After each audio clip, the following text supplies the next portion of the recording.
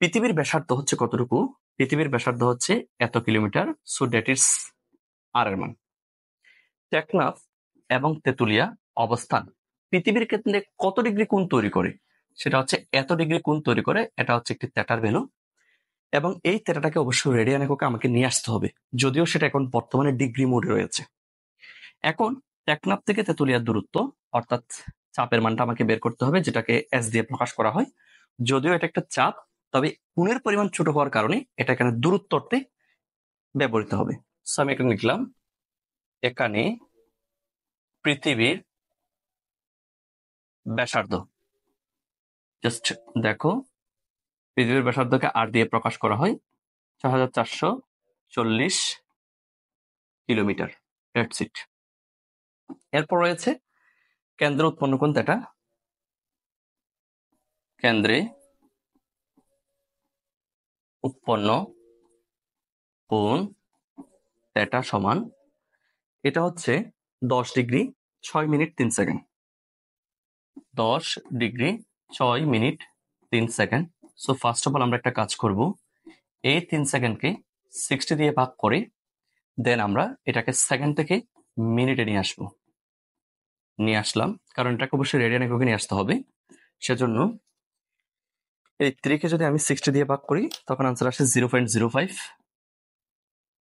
তাহলে 6 minute plus 0.05 minutes. So দুইটাকে একসাথে করলে এটা হবে 6.05 মিনিট। এখন এটাকে আবার যদি আমি 60 দিয়ে ভাগ করি তখন বর্তমানে সেটা ডিগ্রিতে চলে যাবে। এখন এই দুটা একই জাতীয় রাশি হলে পরিমাপের ক্ষেত্রে সেটা কি করতে হয়? যোগ করতে হয়, তোমরা সেটা জানো।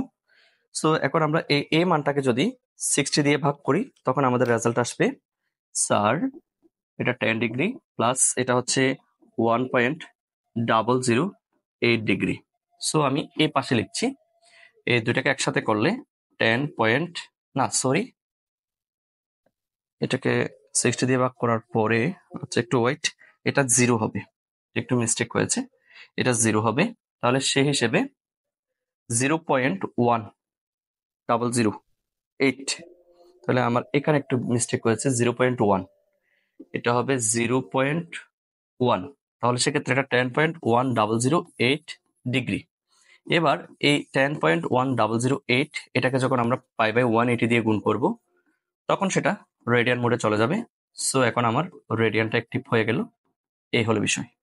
সো আমি 10 যোগ করার পর পাই দিয়ে গুণ করব, 3.1416, দেন 180 দিয়ে ভাগ করব, দেন 0.1762। এটা হচ্ছে আমার কাঙ্ক্ষিত থিটার মান। এখন প্রশ্ন হচ্ছে, স্যার আমাকে তো এই জিনিসটা চিত্র এঁকে বোঝাইতে হবে, তাহলে আমি এটাকে যদি চিত্র এঁকে বোঝাই তাহলে সেক্ষেত্রে আমি কিভাবে বোঝাইতে পারি সেটা একটু দেখো। স্যার এটা হচ্ছে একটা পৃথিবী, এবং এই পৃথিবীর ব্যাসার্ধ হচ্ছে কতটুকু? এই পৃথিবীর ব্যাসার্ধ হচ্ছে শিক্ষার্থীরা, এটা হচ্ছে আর এর মান, এবং এটা হচ্ছে 6440 কিলোমিটার। ওকে, এই এটা হচ্ছে ব্যাসার্ধ, ঠিক আছে।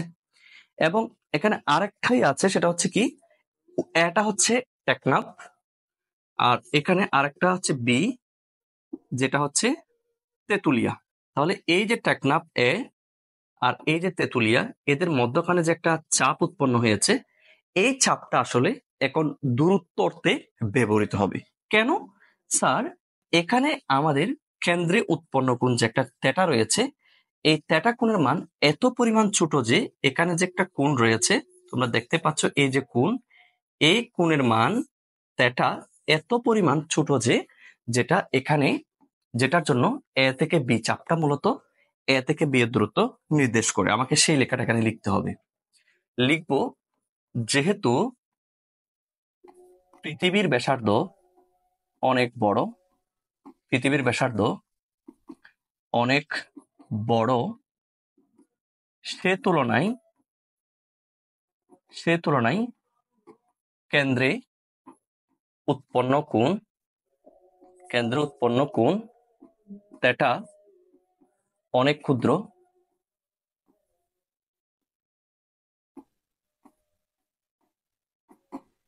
তাহলে A B equal to S চাপ মূলত এ থেকে বি এর দূরত্ব নির্দেশ করে। এখানে এ থেকে বি বলতে মূলত টেকনাফ থেকে তেঁতুলিয়ার দূরত্বের কথা বলা হয়েছে। এ থেকে বি এর দূরত্ব নির্দেশ করে। তোমরা সাইড হিসেবে দিতে পারো, এখানে এ বলতে টেকনাফ, ঠিক আছে, আর বি বলতে তেঁতুলিয়াকে বোঝাচ্ছে। ঠিক আছে, তাহলে আমরা বলবো এই লেখাটা অবশ্যই লিখতে হবে, যেহেতু পৃথিবীর ব্যাসার্ধটা অনেক বড়, সে তুলনায় কেন্দ্র উৎপন্ন কোণ থিটাটা অনেক ছোট, তাহলে এই এ বি চাপটা মূলত এ থেকে বি এর দূরত্ব কি করে নির্দেশ করে। এখন আমরা আমাদের কাঙ্ক্ষিত সেই সূত্রটা অ্যাপ্লাই করতে পারবো, যে আমরা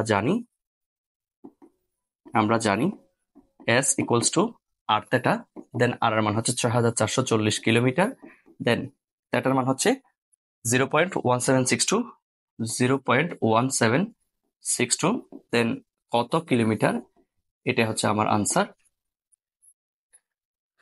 6440।